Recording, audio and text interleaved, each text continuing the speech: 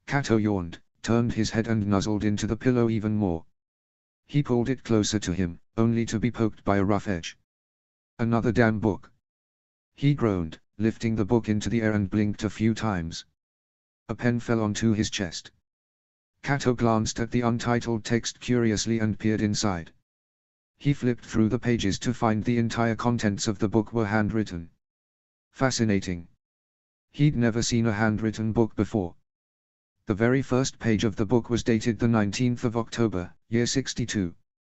Dad got me this tablet for my 12th birthday. He suggested I use it for my games history course, but something about you seems special. Besides, I already have a notebook for that class, but if it means that much to him I'll allow you to take both responsibilities. You can be a place where I can record my thoughts, but also be a key part of my journey to greatness. I might never write in you again, but you're mine to do with as I want. He flew through several pages about the 50th Hunger Games, which noted that the victor was a boy from District 12. Mars had marked several details, including a ranking list of the last 6 tributes, a star to note that this game was a quell, and a circle around a sentence stating that the victor had no particular weapon of choice. Various other entries detailed his personal life. Questions about why his friend Livingston had a girlfriend, but he struggled to find a girl he liked enough. A badly drawn doodle of a map of Panem in which he tried to guess what each of the districts offered to the capital. A bullet list of his rankings in each training area and scribbles about how he planned to improve. Kato made a small calculation and found an page dated the 16th of May, year 63. Mars examination for potential tribute. The top of the entry was marked by several sentences he had tried to start, but scratched out. Halfway through the page, his brother had listed. Damian Willis. 33 years of age. Convicted of attempting to escape from incarceration. Which was followed by a definition of the word incarceration. Below the sparing details, Mars had written several sentences beginning with the phrase "he deserved it because he made a mockery of District 2. He did something bad that got him locked up in the first place. He dishonored the peacekeepers that work so hard to keep us safe." On the back page, Mars specified that his weapon had been an axe, which he tried to use to make the death as quick as possible. He failed in that endeavor, saying the whole thing was less rewarding than he had expected. He sincerely believed that the criminals deserved death, but felt that he didn't think he should be the one giving it to them. He confessed feelings of restlessness, discomfort, and nervousness. Mars asked himself what he would do when Kato began his training courses and how he would justify the things occurring around him. Kato frowned. Just how many times was he in Mars' record book? Kato skimmed several entries about the transition to middle school and how much he disliked his grammar teacher. The pages got dry, so he skipped forward to early year 65. This time higher-ranked students took center stage, and Mars complained about how much he disliked his peers. Kato shrugged. He had never realized how long-winded his brother was about the silliest of problems. In April, he had penciled in. The 5 of them think they are only students in the annex worth paying attention, but they are kidding themselves if they think I'm going down without a fight. Matson, Jedediah, Caius, Raiden, and Armor. Yeah, they are good, but there are probably a lot better out there. I slashed my arm during training and Raiden helped me clean up. I thought he was pretty alright until he demanded that I go to the medical annex. I kept trying to figure out what's worse, some rich kid ruining my reputation or Mama and Pops losing their mind over a potential bill. The entire visit I brainstormed ways to pay off the bill. Wondering if they'd extend it until my stipend begins in July, but that asshole decided to pay for the whole thing instead. Probably trying to embarrass me to the rest of the 5. He looked so affronted when I pushed him off and told him not to bother me. I don't care how good he is. If he says anything, I won't hesitate to rip his arm off.